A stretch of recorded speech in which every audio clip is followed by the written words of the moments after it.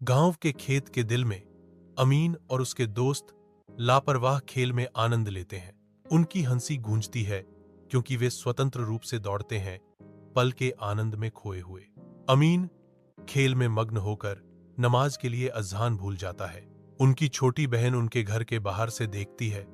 उसकी अभिव्यक्ति को उदासी की छाया ढकी हुई है। वह अकेली खड़ी है, शोरगुल वाले खेल की मूक दर्शक। उसकी उदासी आसपास की खुशी के विपरीत है। धुंधले कमरे में अमीन की बहन अपने बिस्तर पर निश्चल पड़ी है।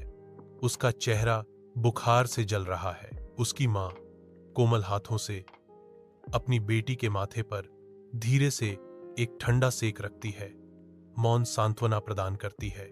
अमीन कोने में सिमटा बैठा है। उसका चेहरा चिंता से भरा हुआ है, जो उसकी बहन की पीड़ा का मूक गवाह है। उसकी आंखों में गहरा दुख झलकता है, जो उसकी बहन के बुखार के कारण महसूस हो रही बेबसी को दर्शाता है। उसके माथे पर पट्टी बंधी हुई है, जिससे बुखार में कोई राहत नहीं मिल रही है। अमीन का दुहक स्पष्ट है। उसका दिल अपनी बहन की बीमारी के बोझ से भारी है। मस्जिद के दिल में अमीन झुककर प्रणाम करता है।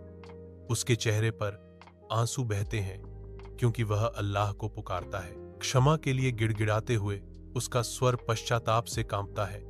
अपने अपराधों के लिए प्रायश्चित की तलाश में वह अपनी बहन के स्वास्थ्य के लिए गुहार लगाता है।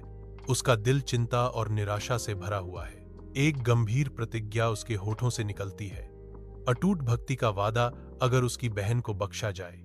उनकी प्रार्थना गहन श्रद्धा के साथ गूंजती है, जो उनकी सच्ची पश्चाताप और अटूट विश्वास का प्रमाण है।